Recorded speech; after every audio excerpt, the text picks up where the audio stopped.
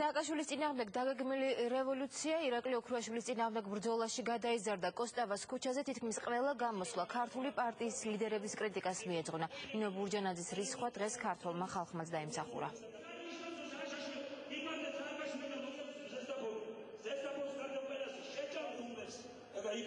ბუშინზე შემთხვევით ქუჩაში შემხედრმა ადამიანებმა მითხრეს თქვენს გვერდით ვარ ქალბატონო ნინო, მაგრამ ვერ მოვდივართო, ვერ მოდიხართ, ვერც მოხვალთ. ახარ გამოელიათ მიზეზი, ხან ოპოზიცია არ მოწონთ, ხან ერთი პარტია არ მოწონთ, ხან შეერთება არ მოწონთ, ხან ხელახლა გაყრა არ მოწონთ.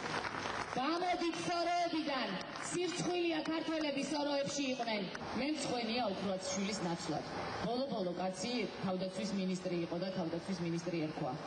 რა უნდა გაგიჭირდეს ამის ფასი, რომ შენი სიტყვის პატრონი არ იყო და შენი შიშრობა და ლაჭრობა ქალს გადააბრალო. მაშინ როცა იცი, რომ არც აპირებდი ჩამოსვლას. ოქრუაშვილი სულ აკეთებდა მაგარ განცხადებას, რომ თავს შეაკლავს ჩამოვა, რისი ჩამოსვლელია. მოკატებულა პარიზში გებრიელა წაღებული ქულებით იქ ცხოვრობს აბა. და იქიდან მოძღვრავს ყველას. უკვე 5 წელია თუ 3 წელია იძახიან მოდის ოქრუაშვილი. როცა გაუჭირდა ხელისუფლებას, მუდმივად ოქრუაშვილი მოსკოვშია, მოდის ოქრუაშვილი. თუ ბატონი გიორგაძე და ბატონი ოქრუაშვილი ვერ ხედავენ, რომ ისინი აკეთებენ ამ ხელისუფლების საქმეს, დიდი შეცდომა დაუშვიათ. ან ნუ იტყვით ბატონებო რომ მოდიხარ, ან თუ იტყვით ჩამოდით.